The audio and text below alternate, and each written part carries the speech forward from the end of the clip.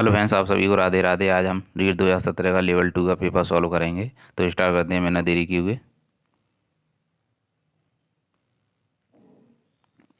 व्यक्तिगत विभिन्नता का सम्मान करते वक्त एक शिक्षक से क्या आशा नहीं की जा सकती? तो इसका राइट आंसर होगा बच्चों को स्वास्थ्य के लिए छोड़ देना। न देखेंगे, यदि पूनम की काल अनुक्रमिक उम्र तथा मानसिक उम्र 9 साल है तो उसकी बुद्धि लब्धि का वर्ग हो सकता है। तो यहाँ पर राइट आंसर होगा औसत। निम्न में से कौन से स्वलीनता के लक्षण हैं? तो यहाँ पर राइट आंसर आपको बताना है क्या होगा। तो तीसरे का राइट आंसर आपको बताना है। तो तीसरे का राइट आंसर क्या होगा?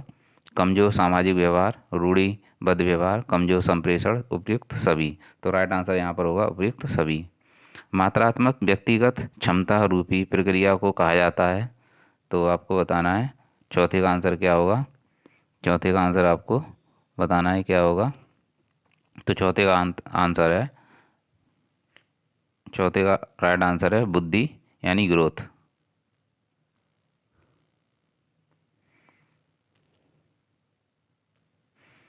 किशोरावस्था में एक बच्चे के उचित विकास हेतु माता पिता तथा शिक्षक निम्न कार्य कर सकते हैं। निम्न में से कौन सा है? तो इसमें पाँच में से आपको बताना है राइट आंसर क्या होगा। पाँचवें का राइट आंसर आपको बताना है लिंग शिक्षा का उचित ज्ञान देना, उचित वातावरण प्रदान करना, परामर्श तथा मार्गदर्शन सेवा की व्यवस्था करना यदि आवश्यक हो, और चौथा है ऊपरी लिखित सभी। तो राइट आंसर होगा डी, उपरोक्त सभी। छठा देखेंगे, निम्न में से कौन क्रियात्मक सोच से संबंधित नहीं है? तो छठे का राइट आंसर आपको बताना है क्या होगा। तो छठे का राइट आंसर है क्रियात्मक शोध सिद्धांत निर्माण में सहायता करता है।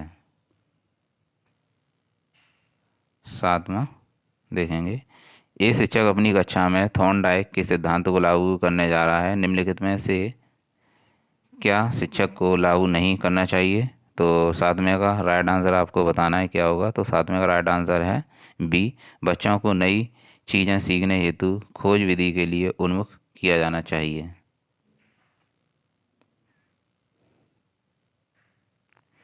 बाल्यावस्था के दौरान अपने तथा दूसरों के नज़रिए में फ़र्क करने में अयोग्यता को दर्शाता है। तो आपको यहाँ पर बताना है राइट आंसर क्या होगा। केंद्रस्थ, आत्म केंद्रस्थ या जड़ात्मवाद या इनमें से कोई नहीं। तो आठवें का राइट आंसर आपको बताना है। तो आठवें का राइट आंसर होगा बी, आत्म केंद्रस्थ। नवा देखते हैं हम, जब कोई बारंबार अपनी कमजोरियों से निकलने में असफल होता है और कुछ प्रवीणता हासिल करता है या साधारण अधीनता या अपकर्ष को ज़्यादा बल देने लगता है, तो ऊपरी लिखित तथ्य को किसने हीन भावना कहा है? कार्ल गस्टव ने कहा है, सिगमंड फ्राइड ने कहा है, करेन हार्नी ने कहा है, एल्फ्रेड एडलर ने कहा है। तो नवे का राइट आंसर आपको बताना है। तो नवे का राइट आंसर होगा डी, एल्फ्रेड एडलर।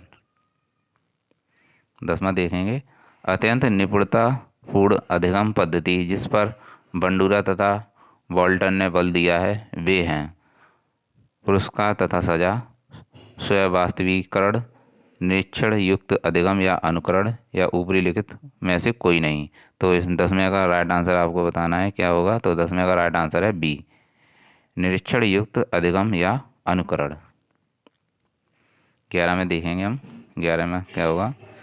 शिक्षण के अधिगम, शिक्षण के अधिकार अधिनियम के अंतर्गत निम्न में से क्या शिक्षक के कार्य नहीं माने गए हैं? तो इसमें से आपको बताना है, ए है एक निश्चित समय में पाठ्यक्रम को पूरा करना, बी शिक्षक को खुद को व्यक्तिगत ट्यूशन में व्यस्त रखना, सी विद्यालय के लिए नियमितता बनाए रखना चाहिए तथा समय को पाबंद होना चाहिए, डी हर बालक के अधिगम क्षमता को समझकर उसकी ज़रूरत के अनुसार उन्हें अतिरिक्त अनुरोध प्रदान करना चाहिए। तो 11वें का राइट आंसर क्या होगा। तो 11वें का राइट आंसर है बी, शिक्षक को खुद को व्यक्तिगत ट्यूशन में व्यस्त रखना चाहिए।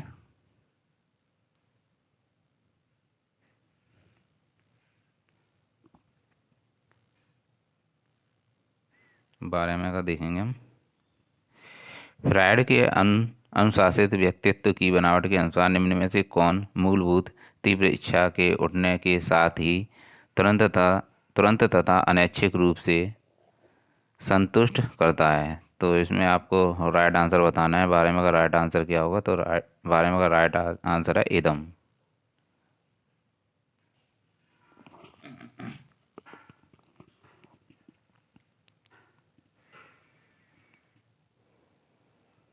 निम्न में से किस तकनीक के अंतर्गत एक बच्चा किसी चीज़ को हासिल करता है जिसे बाद में वो अपने इच्छुक चीज़ें कार्य या लाभ में बदल सकता है? तो यहाँ पर आपको राइट आंसर बताना है।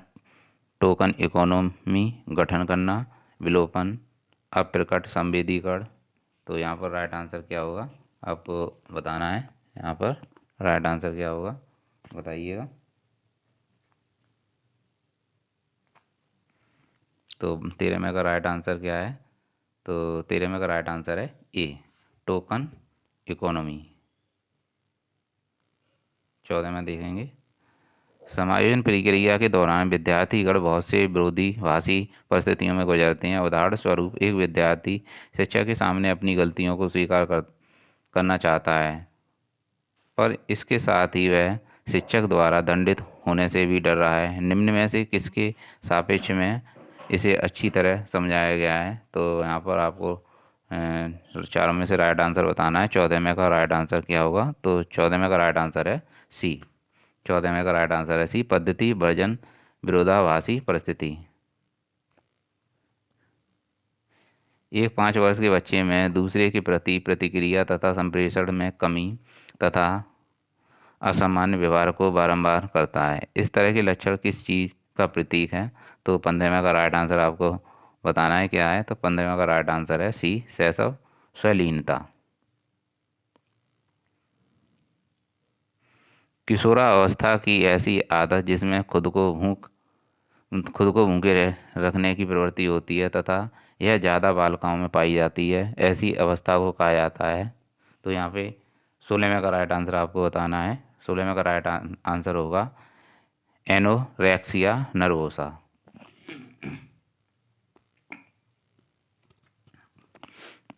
निम्न में से कौन सा शब्द दूरदर्शिता के लिए दिया गया है? तो आपको इसमें से राइट आंसर बताना है। 17वें का राइट आंसर आपको बताना है क्या होगा? तो 17वें का राइट आंसर यहाँ पर एग्ज़ाम में आपको इसमें बोनस अंक मिले थे, तो यहाँ पर राइट आंसर होगा इसमें हम बता नहीं सकते कि इसमें, क्योंकि यहाँ पर रीट के एग्ज़ाम में भी सभी को 2017 में बोनस अंक मिले थे, तो आप इसका देख लीजिएगा।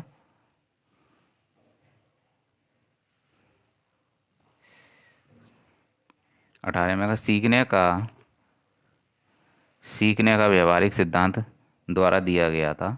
तो किसके द्वारा दिया गया था? 98वें का आपको बताना है राइट आंसर क्या होगा। 18वें का राइट आंसर तो यहाँ पर थॉर्नडाइक भी हो सकता है, लेकिन यहाँ पर एग्ज़ाम में आप सभी को बोनस अंक मिले थे, तो आपको भी यह देखना पड़ेगा।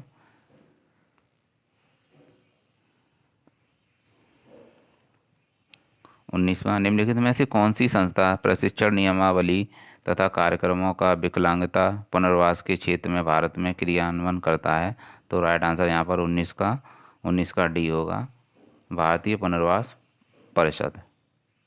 20 का ए, एक विशेष स्तर पर बच्चे मौलिक तर्क का इस्तेमाल करना शुरू कर देते हैं तथा सभी प्रकार के प्रश्नों का जवाब जानना चाहते हैं। पियाजे ने इसे अंतर्ज्ञान कहा है। पियाजे के अनुसार निम्न में से कौन से चरण का यह अर्थ है? तो यहाँ पर 20वें का राइट आंसर आपको बताना है क्या होगा। 20वें का राइट आंसर है बी, पूर्व संचालन। ज़्यादातर बच्चे प्रथम सार्थक शब्द इस उम्र में बोलते हैं, तो 21वें का राइट आंसर आपको बताना है क्या होगा। 21वें का राइट आंसर होगा डी, 10 से 13 महीने में। बहुबुद्धि सिद्धांत के जनक कौन थे? तो आपको 22वें का राइट आंसर बताना है। 22वें का राइट आंसर है डी, गार्डनर। निम्न में से किसने सामाजिक रचनावाद दर्शन पर अत्यधिक बल दिया है? तो 23वें का आपको राइट आंसर बताना है। तो 23वें का राइट आंसर होगा वाइगोत्स्की। राइट आंसर होगा ए। 24वां देखेंगे। निम्न में से कौन निम्न में से कौन सी दृष्टिबाधिता विद्यार्थियों के लिए उपयोग की जाने वाली एक सहायक सामग्री नहीं है?